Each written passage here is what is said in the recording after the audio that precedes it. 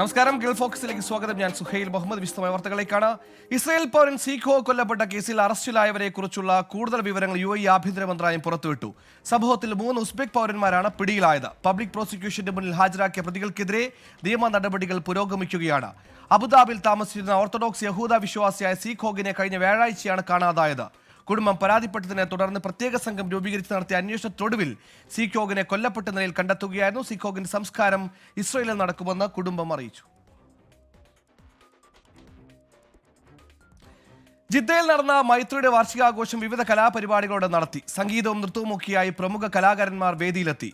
വിവിധ മേഖലയിൽ കഴിവ് തെളിയിച്ച പ്രമുഖരെ ചടങ്ങിൽ ആദരിച്ചു. ജിദ്ദ ഇന്ത്യൻ കോൺസുലേറ്റ് അങ്കണത്തിൽ ഒത്തുകൂടിയ കലാസ്നേഹികളെ ആവേശത്തിന്റെ കൊടുമുടിയിലെത്തിക്കുകയായിരുന്നു മൈത്രിയം 24. മൈത്രി ജിദ്ദയുടെ 28ാം വാർഷികത്തോടനുബന്ധിച്ചായിരുന്നു പരിപാടി. പിന്നണി ഗായകരായ അതുൽ നടുകര, ഷിനോപോൾ, ഷെയ്ഖ അബ്ദുള്ള എന്നിവരുടെ നേതൃത്വത്തിലുള്ള സംഗീത വിരുന്നായിരുന്നു പരിപാടിയുടെ മുഖ്യ ആകർഷണം.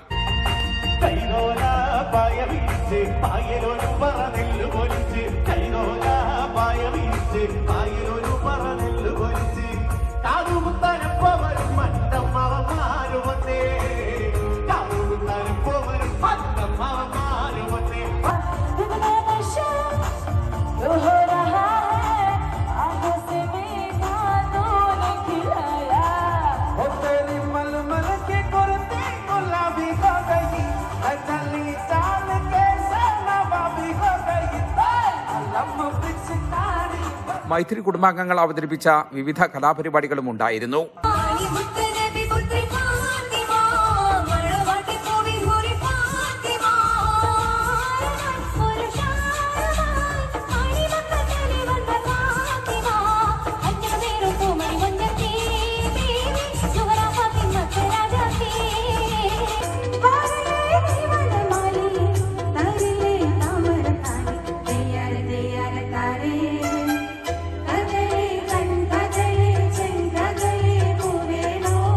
വിവിധ മേഖലകളിൽ കഴിവ് തെളിയിച്ച വ്യക്തികളെയും വിദ്യാഭ്യാസ രംഗത്തെ മികവിന് മൈത്രി അംഗങ്ങളുടെ കുട്ടികളെയും ചടങ്ങിൽ ആദരിച്ചു. ജീവകാരുണ്യ മേഖലയിൽ മുഹമ്മദ് കുട്ടി പാണ്ടിക്കാട്, ആരോഗ്യ മേഖലയിൽ ഡോക്ടർ വിനീത പിള്ള, കലാ സാംസ്കാരിക മേഖലയിൽ സന്തോഷ് പി നായർ, നജീബ് വെഞ്ഞാറമൂട് എന്നിവരെയാണ് ആദരിച്ചത്. പ്രസിഡന്റ് ബഷീർ അലി പരുത്തിക്കുന്നന്റെ അധ്യക്ഷതയിൽ നടന്ന ചടങ്ങ് VP അലി മുഹമ്മദ് അലി ഉദ്ഘാടനം ചെയ്തു. നവാസ് ബാവത്തങ്ങൾ സ്വാഗതവും ഷെരീഫ് അറക്കൽ നന്ദിയും പറഞ്ഞു. ജലീൽ കണമകലം, 24 ജിദ്ദ. USA-യിൽ അറിവിന്റെയും ആവേശത്തിന്റെയും വേദിയായി Synergy 2024. Malayali association of social workers ഒൻറ്റാരിയോയുടെ നേതൃത്വത്തിലായിരുന്നു പരിപാടി. മിസിസാഗയിലെ John Paul II Polish cultural സെന്ററാണ് സിനർജിക്ക് വേദിയായത്. Leadership, empower, elevate and excel എന്ന പ്രമേയം മുന്നോട്ട് വെച്ചുകൊണ്ട് നടന്ന സിനർജി 2024 ഒരേ സമയം അറിവിന്റെയും വിനോദത്തിന്റെയും വേദിയായി മാറി. ഒൻറ്റാരിയോയിലെ 700ഓളം വരുന്ന സാമൂഹ്യ പ്രവർത്തകരെ പ്രതിനിധാനം ചെയ്യുന്ന മാസോ 2019 ഒരു ഔദ്യോഗിക സംഘടനയായി മാറുന്നത്. അക്കാഡമിക് എക്സ്പോകൾ, മാസോയിലെ അംഗങ്ങൾ അവതരിപ്പിച്ച കലാപരിപാടികൾ എന്നിവയ്ക്ക് പുറമെ സാമൂഹ്യ പ്രവർത്തകർ നേരിടുന്ന പ്രശ്നങ്ങൾ വരച്ചു കാണിക്കുന്ന നാടകവും പരിപാടിക്ക് മാറ്റുകൂട്ടി. ഡൈവേഴ്സിറ്റി ആൻഡ് ഇൻക്ലൂഷൻ മന്ത്രി കമാൽ ഖേര, MP-മാരായ ദീപക് ആനന്ദ്, പാട്രിസ് ബൺസ് തുടങ്ങി നിരവധി പേർ പരിപാടിയുടെ ഭാഗമായി. 24 USA. അമേരിക്കൻ മലയാളികളുടെ കേന്ദ്ര സംഘടനയായ ഫൊക്കാനയുടെ ന്യൂയോർക്ക് അപ്സ്റ്റേറ്റ് റീജിയന്റെ പുതിയ ഭരണസമിതി പ്രവർത്തനങ്ങൾക്ക് തുടക്കമായി. ചടങ്ങുകൾ ഫൊക്കാന ദേശീയ പ്രസിഡന്റ് ഡോക്ടർ സജിമോൻ ആന്റണി ഉദ്ഘാടനം ചെയ്തു. ന്യൂയോർക്ക് ടൗൺ ഹൈറ്റ്സിലെ സെന്റ് ഗ്രിഗോറിയോസ് ചർച്ച് ഓഡിറ്റോറിയമായിരുന്നു വേദി. സൗഹൃദ കൂട്ടായ്മയുടെ ഏറ്റവും മികച്ച വേദി ഒരുക്കാൻ കഴിഞ്ഞതിന്റെ സന്തോഷത്തിലാണ് RVP ആൻഡോ വർക്കിയും പ്രസിഡന്റ് സജിമോൻ ആന്റണിയും. പരിപാടിയിൽ പങ്കെടുത്ത റോക്ക്ലാൻഡ് കൗണ്ടി ലെജിസ്ലേറ്ററും മലയാളിയുമായ ഡോക്ടർ ആനി പീറ്റർ കൂടുതൽ മലയാളികൾ പൊതുരംഗത്തേക്ക് കടന്നുവരണമെന്ന് ആഹ്വാനം ചെയ്തു. അതിന് താല്പര്യമുള്ളവർക്കുള്ള നിർദ്ദേശങ്ങളും നൽകി. കുട്ടികളിലെ പ്രസംഗകല വളർത്തിയെടുക്കണമെന്ന Fokana New York region joint secretary Sajan Mathew, കഴിവും താല്പര്യമുള്ളവരെ കണ്ടെത്തി പ്രോത്സാഹിപ്പിക്കണമെന്നും സാജൻ മാത്യു. ഫൊക്കാനയുടെ ഒരു ക്യാമ്പയിൻ തുടങ്ങിയപ്പോൾ നമ്മളൊരു വേർഡ് പറഞ്ഞിരുന്നു, ഡ്രീം. ആ ഒരു ക്യാമ്പയിൻ ടീമിന്റെ ഡ്രീം ഇന്ന് ഫൊക്കാന കുടുംബത്തിന്റെ ഡ്രീമാണ്.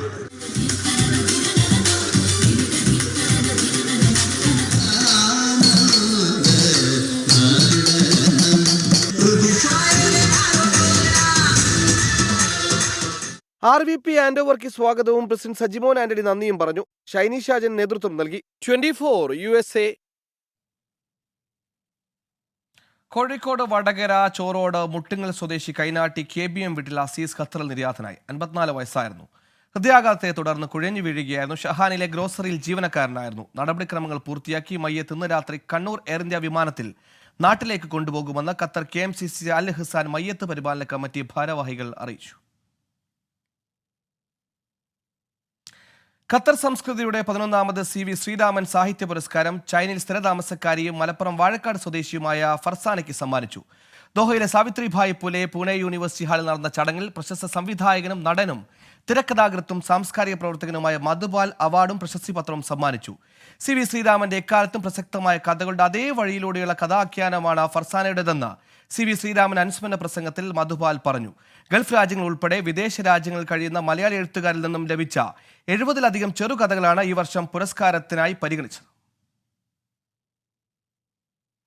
സൗദിയിലെ ഹാലിൽ നവോദയ സാംസ്കാരിക വേദി സംഘടിപ്പിച്ച സർഗോത്സവം 2024 സമാപിച്ചു. പരിപാടിയിൽ ആയിരക്കണക്കിന് മലയാളികൾ പങ്കെടുത്തു. സാംസ്കാരിക സമ്മേളനം നവോദയ മുഖ്യ രക്ഷാധികാരി സുനിൽ മാട്ടൂൽ ഉദ്ഘാടനം ചെയ്തു. സാമൂഹിക സാംസ്കാരിക വ്യവസായ പ്രമുഖരെ ചടങ്ങിൽ ആദരിച്ചു. പ്രസിഡന്റ് മനോജ് ചാവശ്ശേരി അധ്യക്ഷത വഹിച്ച സാംസ്കാരിക സമ്മേളനത്തിന് programme committee chairman Rajesh Thalassery സ്വാഗതവും ജസീൽ കുന്നക്കാവ് നന്ദിയും പറഞ്ഞു. പ്രമുഖ ഗായകർ പങ്കെടുത്ത സംഗീത വിരുന്നും കുട്ടികൾ അവതരിപ്പിച്ച വിവിധ കലാപരിപാടികളും അരങ്ങേറി. ഖത്തറിലെ പ്രവാസി മലയാളികൾക്ക് കേന്ദ്ര സംസ്ഥാന സർക്കാരുകളിൽ നിന്നുള്ള ക്ഷേമ പദ്ധതികളും സേവനങ്ങളും പരിചയപ്പെടുത്താൻ ദോഹയിൽ സർവീസ് കാർണിവൽ സംഘടിപ്പിക്കുന്നു. നവംബർ 29 വെള്ളിയാഴ്ച വക്ര ബർവ വില്ലേജിലെ ശാന്തി നികേതൻ ഇന്ത്യൻ സ്കൂളിലാണ് പരിപാടി. പ്രവാസി വെൽഫെയർ ഫോറം 10ാം വാർഷികത്തിന്റെ ഭാഗമായാണ് പരിപാടി സംഘടിപ്പിക്കുന്നത്. പ്രവാസികളുടെ സാമ്പത്തികം, നിക്ഷേപം, ആരോഗ്യം, തൊഴിൽ നൈപുണ്യം, വിദ്യാഭ്യാസം തുടങ്ങിയ സുപ്രധാന വിഷയങ്ങൾ ചർച്ച ചെയ്യുന്ന കാർണിവലിൽ കേന്ദ്ര സംസ്ഥാന സർക്കാരുകളുടെ വിവിധ ക്ഷേമ പദ്ധതികളിൽ ചേരാനും വിവിധ ഏജൻസികളുടെയും സ്ഥാപനങ്ങളുടെയും സേവനങ്ങളെ പരിചയപ്പെടാനും അവസരമുണ്ടാകുമെന്ന് സംഘാടകർ വാർത്താസമ്മേളനത്തിൽ അറിയിച്ചു. കേരള സർക്കാരിന്റെ നോർക്ക അംഗത്വം, പ്രവാസി പെൻഷൻ, ICBF ഇൻഷുറൻസ്, കേന്ദ്ര സർക്കാരിന്റെ വിവിധ പ്രവാസി സേവന പരിപാടികൾ എന്നിവയെക്കുറിച്ച് അറിയാനും അംഗത്വമെടുക്കാനും കാർണിവലിൽ സൗകര്യമുണ്ടായിരിക്കും. പരിപാടിയുടെ ഔപചാരിക ഉദ്ഘാടനം വൈകിട്ട് 5:15 Indian embassy deputy chief of mission Sandeep Kumar നിർവഹിക്കും. സെൻട്രൽ ഗവൺമെന്റിന്റെയും സ്റ്റേറ്റ് ഗവൺമെന്റിന്റെയും നമ്മളെ സ്കീമുകൾ, പ്രൊജക്റ്റുകൾ നമ്മളവിടെ പ്രത്യേകമായി നമ്മൾ അഡ്രസ്സ് ചെയ്യും. അതിൽ ഏറ്റവും കൂടുതൽ സെൻട്രൽ ഗവൺമെൻറ് നോർക്ക കാർഡ് എടുത്തു കൊടുക്കുന്നത് പെൻഷൻ സ്കീമിൽ ജോയിൻ ചെയ്യാൻ പറ്റുന്ന സംവിധാനം, അതുപോലെ തന്നെ നമ്മൾ സ്വാതന്ത്ര്യ പദ്ധതി പോലെയുള്ള സംവിധാനങ്ങൾ, കേന്ദ്ര ഗവൺമെൻറ് സംവിധാനങ്ങൾ, പിന്നെ നമ്മൾ ഖത്തറിൽ നമുക്കറിയാവുന്ന പോലെ ഇന്ത്യൻ എംബസിയുടെ കീഴിലുള്ള ICBFന്റെ ഇൻഷുറൻസ് പദ്ധതി, അത് ജോയിൻ ചെയ്യാനുള്ള സംവിധാനങ്ങൾ എല്ലാം നമ്മളവിടെ ഈ സ്കീമുകളുടെ ഭാഗമായിട്ട് തന്നെ പ്രത്യേകം നമ്മൾ ഒരുക്കുന്നുണ്ട്. ഖത്തറിലെ വിവിധ മന്ത്രാലയങ്ങളിലെ ഉയർന്ന ഉദ്യോഗസ്ഥർ, അപ്പെക്സ് ബോഡി പ്രസിഡന്റുമാർ, വിവിധ സംഘടനാ ഭാരവാഹികൾ തുടങ്ങിയവർ കാർണിവലിൽ പങ്കെടുക്കും. പ്രത്യേകം സജ്ജീകരിച്ച ടെന്റിൽ ഉച്ചയ്ക്ക് 2 മണി മുതൽ തന്നെ വിവിധ വിഷയങ്ങളിലുള്ള 50ഓളം സ്റ്റാളുകൾ പ്രവർത്തിക്കും. പ്രാഥമിക ആരോഗ്യ പരിശോധന, ഹാർട്ട് ഹോസ്പിറ്റലിൽ നിന്നുള്ള വിദഗ്ധ ഡോക്ടർമാർ നയിക്കുന്ന പഠന ക്ലാസും പരിശോധനയും, ഹമദ് മെഡിക്കൽ കോർപ്പറേഷനുമായി ചേർന്നുള്ള രക്തദാനം തുടങ്ങിയ സൗകര്യങ്ങളും കാർണിവലിൽ ഉണ്ടായിരിക്കും. സർവീസ് കാർണിവലിന്റെ ഭാഗമായി നടന്ന MIA ടെസ്റ്റിൽ പങ്കെടുത്ത കുട്ടികളുടെ റിസൾട്ട് അസസ്മെന്റ് വെള്ളിയാഴ്ച രാവിലെ 8 മണി മുതൽ നടക്കും. ഉച്ചയ്ക്ക് 12:30 വിവിധ സംഘടനാ ഭാരവാഹികളും മുൻകൂട്ടി രജിസ്റ്റർ ചെയ്തവരും പങ്കെടുക്കുന്ന ഫിനാൻസ് ആൻഡ് ഇൻവെസ്റ്റ്മെന്റ് പരിപാടി നടക്കും. വൈകിട്ട് 5 മുതലായിരിക്കും കരിയർ ആൻഡ് എഡ്യൂക്കേഷൻ സെഷൻ നടക്കുക. രാത്രി 7:30 നടക്കുന്ന സമാപന പരിപാടിയിൽ അബ്ദുൽ ഹമീദ് വാണിയമ്പലം മുഖ്യപ്രഭാഷണം നടത്തും. നിഖിൽ, ഗോപാലകൃഷ്ണൻ, NM ഹുസൈൻ എന്നിവർ സംസാരിക്കും. പ്രവാസികൾക്കുള്ള വിവിധ സേവനങ്ങളെക്കുറിച്ച് മനസ്സിലാക്കാൻ സഹായിക്കുന്ന പ്രവാസി ഡിജിറ്റൽ ആപ്പ് പ്രകാശനവും സമാപന പരിപാടിയിൽ നടക്കും. വൈകിട്ട് 4 മണി മുതൽ കലാ സാംസ്കാരിക പരിപാടികൾ അരങ്ങേറും. പ്രവാസികൾക്ക് അർഹതപ്പെട്ട വിവിധ ക്ഷേമ പദ്ധതികളെക്കുറിച്ച് മനസ്സിലാക്കാനും അംഗത്വമെടുക്കാനും സൗകര്യമൊരുക്കുന്ന ഇത്തരമൊരു കാർണിവൽ ഖത്തറിൽ ഇതാദ്യമാണ്. വ്യവസായ മേഖലയിൽ നിന്നുൾപ്പെടെയുള്ള സാധാരണക്കാരായ പ്രവാസികൾക്ക് പരിപാടിയിൽ പങ്കെടുക്കാൻ പ്രത്യേക വാഹന സൗകര്യം ഒരുക്കുമെന്നും സംഘാടകർ അറിയിച്ചു. അൻവർ പാലേരി, 24 ദോഹ. ജിദ്ദയിലെ പാലക്കാട് ജില്ലാ KMCC ജീവകാരുണ്യ പ്രവർത്തനങ്ങളുടെ ഫണ്ട് ശേഖരണത്തിനായി ഏകദിന സെവൻസ് ഫുട്ബോൾ ടൂർണമെന്റ് സംഘടിപ്പിക്കും. നവംബർ 28 വ്യാഴാഴ്ച രാത്രി 10 മുതൽ മഹജർ എംബ്രർ സ്റ്റേഡിയത്തിലാണ് ടൂർണമെന്റ്. ജിദ്ദയിൽ 8 പ്രമുഖ ടീമുകൾ പങ്കെടുക്കും. ടൂർണമെന്റിനോടനുബന്ധിച്ച് മാർച്ച് പാസ്റ്റും കലാകായിക പരിപാടികളും ഒരുക്കിയിട്ടുണ്ടെന്ന് സംഘാടകർ അറിയിച്ചു. മുട്ടിപ്പാട്ട്, ബാൻഡ് വാദ്യം, കോൽക്കളി, ഒപ്പന, സംഗീത വിരുന്ന് എന്നിവ ഉണ്ടാകും. ടൂർണമെന്റിൽ ഫിക്ചർ വാർത്താ സമ്മേളനത്തിൽ പ്രകാശനം ചെയ്തു. പാലക്കാട്ടെയും വയനാട്ടിലെയും ഉപതെരഞ്ഞെടുപ്പിലെ UDFന്റെ മിന്നും വിജയത്തിൽ സൗദിയിലെ OICC ജിസാൻ ടൗൺ കമ്മിറ്റിയുടെ നേതൃത്വത്തിൽ മധുരം വിതരണം ചെയ്തു. OICC town committee president Riyas Mattannur നേതൃത്വം നൽകി. യൂത്ത് വിംഗ് ഭാരവാഹികളായ ഉസ്മാൻ കൊറ്റുമ്പ, നജീബ് കല്ലറ, ഷാജി പുളിക്കത്തായത്ത്, റിയാസ് KP തുടങ്ങിയ നിരവധി പ്രവർത്തകർ പങ്കെടുത്തു. ഖത്തറിലെ ഇന്ത്യൻ സ്കൂൾ വിദ്യാർത്ഥികൾക്കായി ICCയുടെ നേതൃത്വത്തിൽ സംഘടിപ്പിക്കുന്ന ഇന്റർ സ്കൂൾ ഡാൻസ് മത്സരം ഡിസംബർ 13-ന് DPS MI സ്കൂളിൽ നടക്കും. വൈകുന്നേരം 4 മുതൽ പരിപാടികൾ ആരംഭിക്കുമെന്ന് സംഘാടകർ വാർത്താ സമ്മേളനത്തിൽ അറിയിച്ചു. വിവിധ സ്കൂളുകളിൽ നിന്നുള്ള 7 മുതൽ 12ാം ക്ലാസ് വരെയുള്ള വിദ്യാർത്ഥികൾ Kuchipudi, Mohiniyattam, Bharatanatyam, Indian cinematic dance ഇനങ്ങളിൽ മാറ്റുരയ്ക്കും. നവംബർ 28-ന് മുമ്പ് സ്കൂളുകൾ വഴി മത്സരാർത്ഥികൾ രജിസ്റ്റർ ചെയ്യണമെന്ന് സംഘാടകർ അറിയിച്ചു. ഖത്തറിൽ ട്രാഫിക് നിയമലംഘനങ്ങൾക്കുള്ള പിഴയിൽ അനുവദിച്ചിരുന്ന 50% ഇളവ് കാലാവധി ഉടൻ അവസാനിക്കുമെന്ന് ആഭ്യന്തര മന്ത്രാലയം. 2024 ജൂൺ 1-ന് ആരംഭിച്ച 50% ഇളവ് കഴിഞ്ഞ ഓഗസ്റ്റിൽ വീണ്ടും 3 മാസത്തേക്ക് കൂടി നീട്ടിയിരുന്നു. ഈ കാലയളവ് നവംബർ 30-ന് അവസാനിക്കാനിരിക്കെയാണ് മന്ത്രാലയം രാജ്യത്തെ ജനങ്ങൾക്ക് മുന്നറിയിപ്പ് നൽകിയത്. ഇളവ് പ്രഖ്യാപിച്ചതിന് പിന്നാലെ 2024 സെപ്റ്റംബർ 1 മുതൽ ട്രാഫിക് നിയമലംഘനങ്ങൾ നേരിടുന്ന വ്യക്തികൾക്ക് പിഴയും കുടിശ്ശികയും തീർക്കാതെ ഏതെങ്കിലും അതിർത്തി വഴി രാജ്യം വിടുന്നതിന് വിലക്കും ഏർപ്പെടുത്തിയിരുന്നു. ഇത്തരക്കാർക്ക് അവരുടെ കുടിശ്ശികകൾ തീർക്കാനും നിയമലംഘനങ്ങൾ ഒഴിവാക്കാനുമുള്ള സുവർണാവസരമായാണ് ഇളവ് പ്രഖ്യാപിച്ചത്. ഖത്തർ ഇന്ത്യൻ എംബസിയുടെ അപ്പെക്സ് ബോഡിയായ ICC ഫോട്ടോഗ്രഫി മത്സരവും പ്രദർശനവും സംഘടിപ്പിക്കുന്നു. ICC ഫോട്ടോഗ്രഫി ക്ലബിന്റെ വാർഷികാഘോഷത്തോടനുബന്ധിച്ചാണ് പരിപാടി. Exploring Qatar, back to nature എന്നിങ്ങനെ 2 വിഭാഗങ്ങളിലായാണ് മത്സരം നടക്കുകയെന്ന് സംഘാടകർ വാർത്താ സമ്മേളനത്തിൽ അറിയിച്ചു. ഏറ്റവും മികച്ച ഫോട്ടോഗ്രാഫിക്ക് 5000 ഖത്തർ റിയാലാണ് സമ്മാനത്തുക. 2 വിഭാഗങ്ങളിലും ആദ്യ 3 സ്ഥാനക്കാർക്ക് സമ്മാനങ്ങൾ നൽകും. സ്വദേശികൾക്കും ഖത്തറിലെ താമസക്കാർക്കും മത്സരത്തിൽ പങ്കെടുക്കാം. ഈ മാസം 30 എൻട്രികൾ അയക്കാനുള്ള സമയപരിധി. 12 വയസ്സ് വരെയുള്ള കുട്ടികൾക്ക് മത്സരത്തിലേക്ക് സൗജന്യ എൻട്രി അനുവദിച്ചിട്ടുണ്ട്. 2 ദിവസം നീണ്ടുനിന്ന മെഗാ താരലേലം പൂർത്തിയായപ്പോൾ IPL ചരിത്രത്തിലെ ഏറ്റവും വിലയേറിയ താരമായ ഋഷഭ് പന്ത് 10 കോടിക്ക് മുകളിൽ ലഭിച്ചത് 20 താരങ്ങൾക്കാണ്. IPL ടീമിൽ ഇടം പിടിക്കുന്ന ഏറ്റവും പ്രായം കുറഞ്ഞ താരമെന്ന റെക്കോർഡ് 13-കാരൻ വൈഭവ് സൂര്യവംശിയും സ്വന്തമാക്കി. IPL 18ാം പതിപ്പിനുള്ള ടീമുകളുടെ പടയൊരുക്കം പൂർത്തിയായി. 2 ദിവസങ്ങളായി സൗദി അറേബ്യയിലെ ജിദ്ദയിൽ നടന്ന താരലേലത്തിൽ നിന്ന് 10 ഫ്രാഞ്ചൈസികളും ചേർന്ന് വാശിയോടെ വിളിച്ചെടുത്തത് 182 താരങ്ങളെ. ഇവർക്കായി പൊടിച്ചത് 639.15 കോടി രൂപ.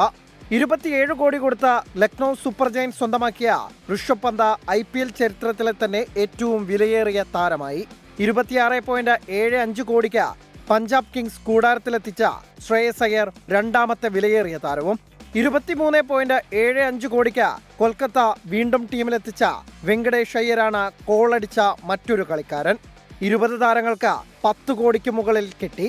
110.15 കോടി രൂപ ചെലവഴിച്ച പഞ്ചാബ് കിങ്സ് ആണ് ലേലത്തിൽ ഏറ്റവും കൂടുതൽ തുക മുടക്കിയത്. IPL ടീമിൽ ഇടം പിടിക്കുന്ന ഏറ്റവും പ്രായം കുറഞ്ഞ താരമെന്ന റെക്കോർഡ് ബീഹാറുകാരൻ വൈഭവ് സൂര്യവംശി സ്വന്തമാക്കി. ഈ 13-കാരനെ രാജസ്ഥാൻ റോയൽസ് കൂടെ കൂട്ടിയത് 1.1 കോടിക്ക്. 3 മലയാളി താരങ്ങളും ലേലത്തിലൂടെ ടീമുകളിലെത്തി.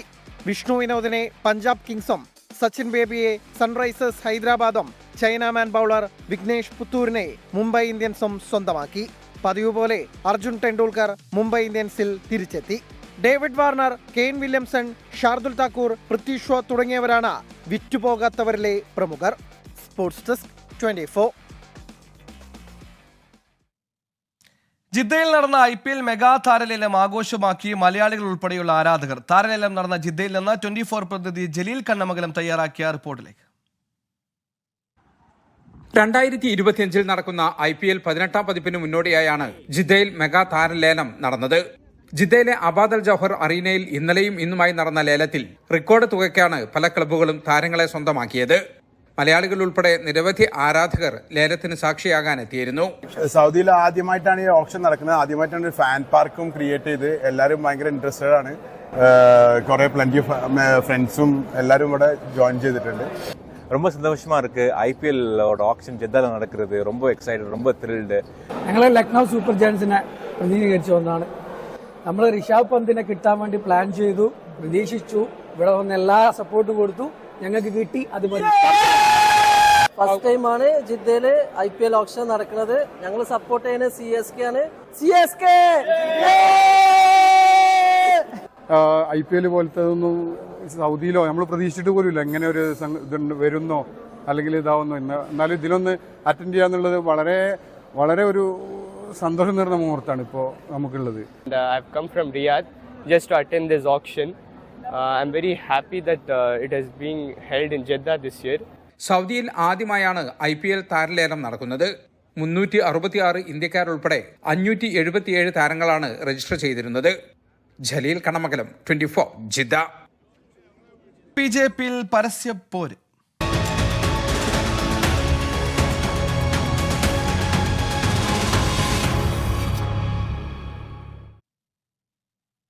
പാലക്കാട്ടെ തോൽവിക്ക് പിന്നാലെ കെ സുരേന്ദ്രൻ BJP സംസ്ഥാന അധ്യക്ഷ പദവി ഒഴിയാൻ സന്നദ്ധത അറിയിച്ചെന്ന 24 വാർത്തയിൽ തുടർചലനങ്ങൾ. താൻ പദവിയിൽ തുടരണമോ വേണ്ടയോ എന്നത് കേന്ദ്ര നേതൃത്വം തീരുമാനിക്കുമെന്ന് പ്രതികരിച്ച കെ സുരേന്ദ്രൻ വാർത്ത തള്ളിയില്ല. 24 വാർത്തയ്ക്ക് പിന്നാലെ BJP ദേശീയ നേതൃത്വവും പ്രതികരണവുമായി രംഗത്തെത്തി. ഇന്ന് ഗുഡ് മോർണിംഗ് വിത്ത് SKNലാണ് BJP അധ്യക്ഷൻ കെ സുരേന്ദ്രൻ ദേശീയ നേതൃത്വത്തെ രാജ്യസന്നദ്ധത അറിയിച്ചുവെന്ന വലിയ വാർത്ത 24 പുറത്തുവിട്ടത്. രാഷ്ട്രീയ കേരളം പിന്നെ ഈ വാർത്തയ്ക്ക് പിന്നാലെയായി. പരാജയത്തിന്റെ ധാർമ്മിക ഉത്തരവാദിത്വം ഏറ്റെടുക്കുന്നു, രാജിവെക്കാൻ അനുമതി നൽകണം, ദേശീയ നേതൃത്വം വിഷയത്തിൽ വിശദമായ അന്വേഷണം നടത്തണമെന്നും കെ സുരേന്ദ്രൻ ആവശ്യപ്പെട്ട കാര്യം വിശദമായി 24 റിപ്പോർട്ട് ചെയ്തു. പിന്നീട് മറ്റു മാധ്യമങ്ങളും ഏറ്റെടുത്തു. 24 വാർത്തയിൽ പ്രതികരണവുമായി തുടർന്ന് BJP ദേശീയ നേതൃത്വം രംഗത്തെത്തി. ആരും രാജിവെക്കില്ലെന്നും രാജി ആരോടും ആവശ്യപ്പെട്ടിട്ടില്ലെന്നും BJP കേരള പ്രഭാരി പ്രകാശ് ജാവ്ദേക്കർ പ്രസ്താവന ഇറക്കി. സുരേന്ദ്രൻ രാജിവെക്കേണ്ട സാഹചര്യമില്ലെന്ന് പറഞ്ഞ് പാലക്കാട് പ്രഭാരി P രഘുനാഥ് രംഗത്തെത്തി. അത് തെരഞ്ഞെടുപ്പ് പ്രവർത്തനമൊക്കെ ഒരു വ്യക്തിയോ ഒരു നേതാവോ നയിക്കുന്നതല്ല, ഒരു കൂട്ടായ പ്രവർത്തനമാണ്. കേരളം ഈ BJP വാർത്തയിൽ മാത്രം സജീവമായിരിക്കുമ്പോഴാണ് വാർത്താ സമ്മേളനത്തിനായി കെ സുരേന്ദ്രൻ എത്തിയത്. തോൽവിയുടെ ധാർമ്മിക ഉത്തരവാദിത്വം ഏറ്റെടുക്കുന്നതായി കെ സുരേന്ദ്രൻ പറഞ്ഞു. 24ന്റെ വാർത്ത ശരിവെച്ചു. തെരഞ്ഞെടുപ്പിലെ വിജയപരാജയങ്ങളുടെ ധാർമ്മികമായ ഉത്തരവാദിത്വം കൂട്ടുത്തരവാദിത്തമാണെങ്കിലും ടീമിനെ നയിക്കുന്ന ആളെന്നുള്ള നിലയിൽ സംസ്ഥാന അധ്യക്ഷന് തന്നെയാണ്. രാജ്യസന്നദ്ധതയെക്കുറിച്ച് ചോദിച്ചപ്പോൾ അത് സ്ഥിരീകരിക്കുന്ന വിധത്തിലായിരുന്നു മറുപടി. എൻ്റെ അധ്യക്ഷ സ്ഥാനം ഇപ്പോൾ ഒഴിയണമോ അതല്ല കാലാവധി തികയ്ക്കണോ എന്നൊക്കെയുള്ള കാര്യങ്ങളിൽ അന്തിമമായ തീരുമാനമെടുക്കുന്നത് പാർട്ടിയുടെ കേന്ദ്ര നേതൃത്വമാണ്. പാലക്കാട് തോൽവിക്ക് ശേഷം BJPക്കകത്തും പുറത്തുമായി സുരേന്ദ്രനെതിരെ ആക്രമണം രൂക്ഷമാണ്. സംഘടനയ്ക്കകത്തും പുറത്തുമായി നേതാക്കളുടെ പ്രതികരണം ഏറുന്നതിനിടയിലാണ് കെ സുരേന്ദ്രൻ രാജിസന്നദ്ധത അറിയിച്ചത്. കെ സുരേന്ദ്രന്റെ രാജിസന്നദ്ധതയിൽ ദേശീയ നേതൃത്വം നിലപാട് വ്യക്തമാക്കിയതോടെ പാലക്കാട് തോൽവിയിലുള്ള വേട്ടയാടലിൽ നിന്നും സുരേന്ദ്രൻ തൽക്കാലം രക്ഷപ്പെട്ടു. എന്നാൽ BJPയിലെ പ്രശ്നങ്ങൾ ഇവിടെ തീരില്ല. ആരോപണ പ്രത്യാരോപണങ്ങൾ നിരത്തിയ നേതാക്കൾക്ക് നേരെയുള്ള അന്വേഷണത്തിലേക്കാണ് ഇനി സംഘടന കടക്കുക. ദീപക് ധർമ്മടം, 24 കോഴിക്കോട്. വയനാട് വന്യജീവി സങ്കേതത്തിലെ തോൽപ്പെട്ടിയിൽ നിന്ന് ആദിവാസി കുടുംബങ്ങളെ ഒഴിപ്പിച്ചതിനെതിരെ വ്യാപക പ്രതിഷേധം. T സിദ്ദിഖ് MLA നേതൃത്വത്തിൽ വനംവകുപ്പ് ഓഫീസിന് മുന്നിൽ കുത്തിയിരിപ്പ് സമരം നടത്തിയതോടെ കുടുംബങ്ങളെ വനംവകുപ്പിന്റെ ഡോർമെട്രിയിലേക്ക് മാറ്റി. കുടുംബങ്ങളെ ഒഴിപ്പിച്ച ഉദ്യോഗസ്ഥർക്കെതിരെ കർശന നടപടിയുണ്ടാകുമെന്ന് വനംവകുപ്പ് മന്ത്രി അറിയിച്ചു. ഇന്നലെ രാവിലെ 7:45ഓടെയാണ് തോൽപ്പെട്ടി റേഞ്ചിലെ ബാവലി സെക്ഷനിലെ ബേഗൂർ കൊല്ലിമൂലയിൽ നിന്ന് 3 ആദിവാസി കുടുംബങ്ങളെ ബദൽ സംവിധാനമൊരുക്കാതെ വനംവകുപ്പ് ഒഴിപ്പിച്ചത്. ഇവരുടെ കുടിൽ പൊളിച്ചു മാറ്റി. ഭക്ഷണം പോലുമില്ലാതെ രാത്രി മുഴുവൻ ആനകൾ കടന്നു പോകുന്ന വഴിയിൽ ഈ കുടുംബങ്ങൾ പേടിയോടെ കഴിഞ്ഞു. അത് വലിച്ചു വരെ പറിച്ചിട്ടില്ല, കത്തി കൊണ്ട് കൊത്തി മുറിച്ച് തൂണൊക്കെ കൊത്തി മുറിച്ചിട്ട് എൻ്റെ തല കൂടി അവരിട്ടത്. വീടിൻ്റെ പട്ടികയെല്ലാം വെട്ടിമുറിച്ച് രാത്രിത്തെ ചോറുണ്ടായിരുന്നു, അതൊക്കെ എടുത്ത് മറിച്ച് കളഞ്ഞിട്ട് പാത്രമൊക്കെ വാരി വലിച്ചെറിഞ്ഞ് എൻ്റെ പിള്ളേരെ ബുക്കൊക്കെ നിങ്ങൾക്ക് അവിടെ പോയി കാണാം, ആ ഷെഡിന്റെ ചുറ്റും വാരി എറിഞ്ഞിട്ടുണ്ട്. ഒഴിപ്പിച്ച കുടുംബങ്ങൾ ഇന്ന് രാവിലെ മുതൽ വനംവകുപ്പ് ഓഫീസിന് മുന്നിൽ കുത്തിയിരിപ്പ് സമരം തുടങ്ങി. ഇവർക്ക് പിന്തുണയുമായി കോൺഗ്രസ് BJP പ്രവർത്തകരും എത്തി. തൊട്ടു പിന്നാലെ MLA T സിദ്ദിഖും. കുടിൽ പൊളിച്ചു മാറ്റിയ ഉദ്യോഗസ്ഥർക്കെതിരെ നടപടി വേണമെന്ന് പ്രതിഷേധക്കാർ ആവശ്യപ്പെട്ടു. തീരുമാനം വൈകിയതോടെ പ്രതിഷേധം വനംവകുപ്പ് ഓഫീസിന് ഉള്ളിലായി.